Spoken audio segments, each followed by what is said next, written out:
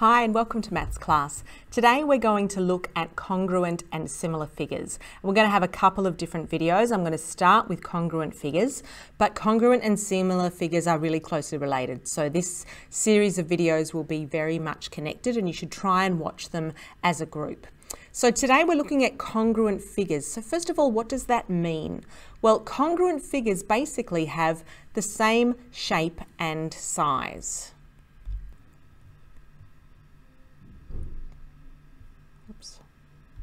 So I'm just going to show you what that looks like. I have a triangle here, and in fact what I have is a pair of triangles that are congruent, okay?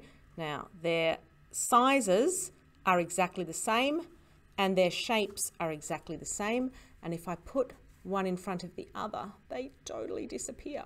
Now even if I flip this, they're still two congruent triangles because their size and shape is exactly the same. I have another pair of congruent triangles, and here they are. Same size, same shape, okay? It's a bit hard if I don't hold them exactly right angle.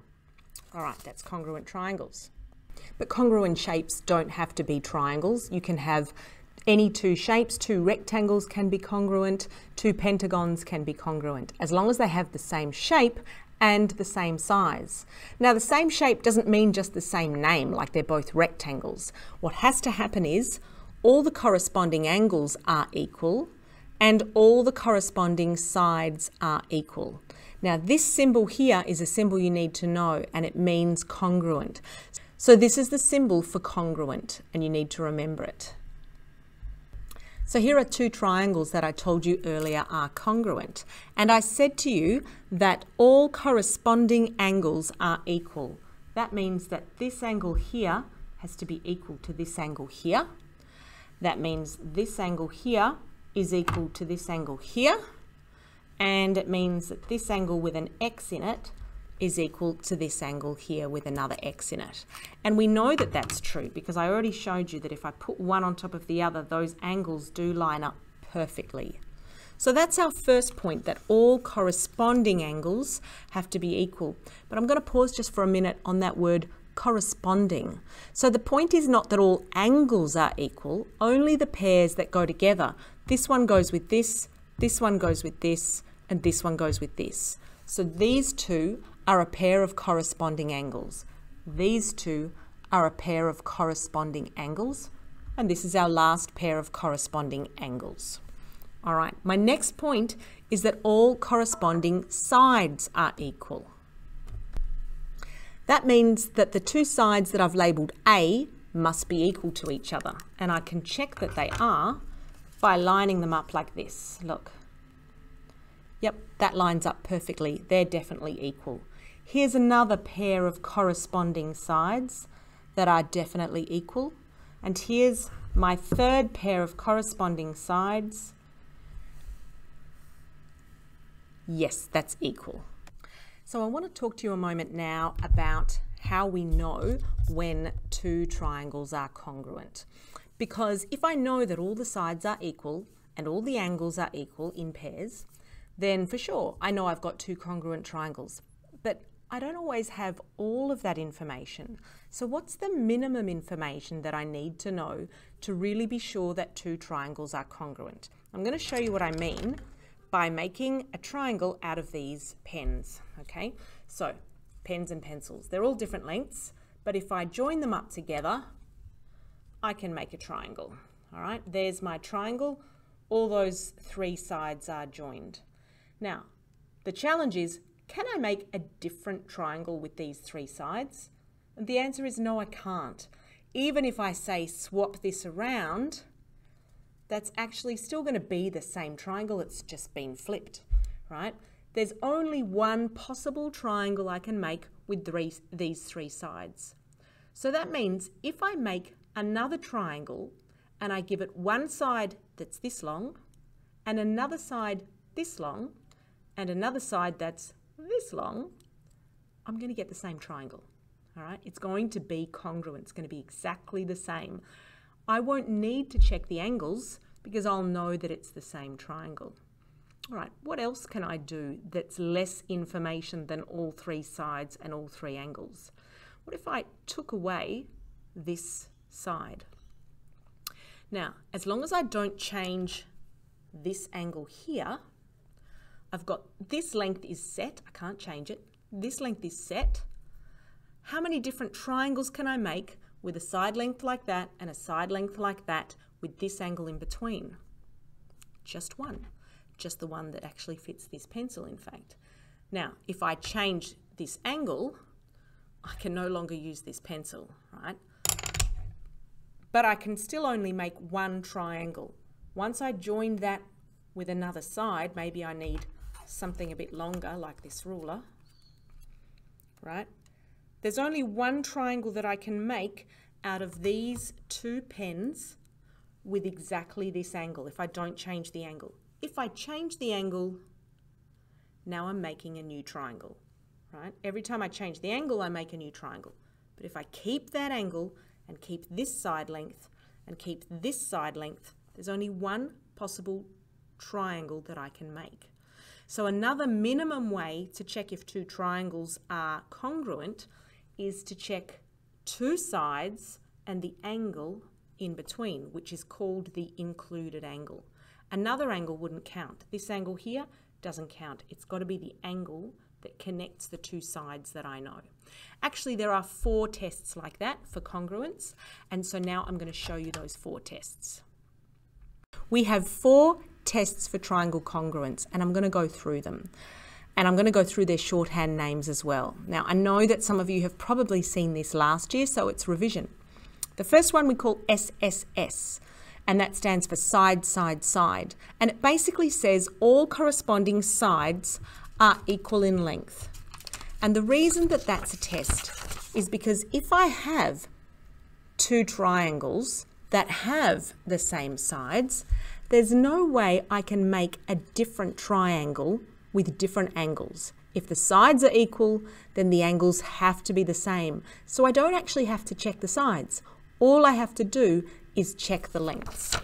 That's side, side, side.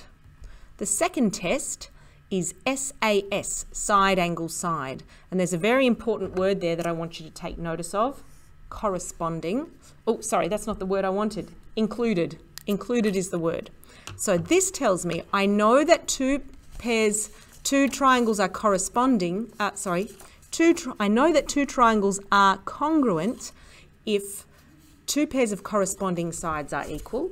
So, for example, those 2 sides and those 2 sides, and the included angle. Now that means the angle that connects those 2 sides. So that's one pair of sides, that's another pair of side. So this angle here is the one I'm looking for, and if I compare, I can see that they are equal. So in the diagram here, those 2 sides are equal, those 2 sides are equal, and the angle that connects the 2 sides, that's the included angle, that's also equal. Here's my third test for triangle congruence. The first, the name of it is ASA, which stands for angle, angle, angle. And we're looking for 2 pairs of corresponding angles that are equal and any pair of corresponding sides. Now there's a reason why we only need 2 angles, and that's because, as we all know, the 3 angles in a triangle add up to 180 degrees. So if I tell you that that's 30 degrees and I tell you that that's 50 degrees, then I know that that is 80 between them, which means this one has to be 100. So if that's 30 and that's 50, then that one also has to be 100. That's just an example, but it's always the case that if I know 2 angles in a triangle, then I kind of also know the third. And that's why in the angle side angle, we don't need all the angles, even though what we're actually testing is whether the shape is the same by having all the same angles. So we're looking for 2 pairs of angles that are equal, and they must be corresponding angles, and then any one pair of corresponding sides. For example, this side has to equal this side. So that's angle side angle. And the last one is RHS, which stands for right hypotenuse side. So we know by the fact that we've got the word right and hypotenuse that we're dealing with a right-angled triangle. So in the two right-angled triangles, the hypotenuses have to be equal, and then any one other pair of sides. And this right angle symbol here, of course, tells us that these are two right-angled triangles. So now we're going to go through a few worked examples to see what we might do with these tests and with this information. In my first worked example, I can see that I'm looking for the missing side x. Now, before I can do that, I need to check that I've got congruent sides. So let's have a look. I know that these two angles here, this one here and this one here, are equal because they are, if you remember, vertically opposite. All right, they're vertically opposite angles. And these, I am told, are equal. So that's two corresponding angles. And now I need to check for one corresponding side. And this 6 is a side that runs in between the dot and the curve angle. And this 6 also runs in between the dot and the curve angle. Therefore, the two triangles are congruent.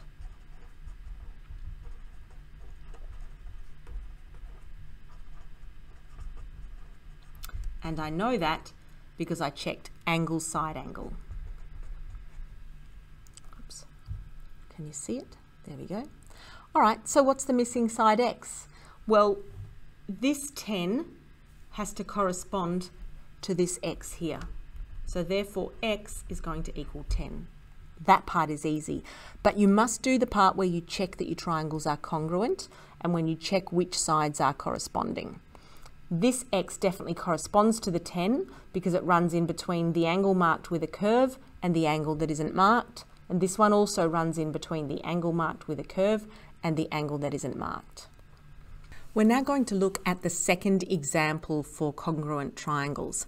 And in the example, what we're asked to do is we're asked to prove that the triangle ABD is congruent to the triangle CBD. Now notice the notation used here, triangle and triangle. So the first thing I'm going to do before I start writing anything down is think about what my approach will be. Here's a little list of all my triangle tests. So let's put it next to the triangle there and have a think about what we've got. Now, angle, angle, angle, I only have information about one angle. So I don't think it's going to be that. There is a right angle in there. So this one is a possibility, right hypotenuse side. Angle, side angle, that one's going to require me to have at least two angles. Don't have that either. All right. What I do have is I've got this side is equal to that side. And I also know that this side here is on both triangles. Therefore, that is equal in both triangles as well. So even though I was tempted initially by this right hypotenuse side, I've got two sides that I know, and the right angle, in fact, is the included angle between those two sides. So I'm going to go for SAS, but I can't just go SAS. I need to write something down in order to get my marks. So this is what I'm going to do. First, I'm going to redraw those two triangles below separately. Here is ABD, and here is BCD. Okay, and I know that those are equal and that those are equal. So I'm going to write AB equals BC. How do I know that? It's shown. I also know that DB is a common side. And there's one other thing I know. I know that the angle ABD, the angle ABD is this angle here, right? I know that that is equal to the angle CBD, which is this angle here. All right. Now I know that because that's a straight line with a right angle, that's 90, so that has to be 90 as well. So I definitely know that they're both 90. So I could even give that extra bit of information. They're both 90 degrees. I don't have to. The important thing is that they're equal. Now notice also, I didn't just write ABD. I wrote the symbol for angle and then ABD. Now, when I want to describe an angle, I start at one point. The point with the angle is in the middle, that's B, and then I go to the next point. And similarly, angle CBD, CBD. All right? Therefore, side, angle, side. Therefore, triangle ABD is congruent to triangle CBD. And I'm done.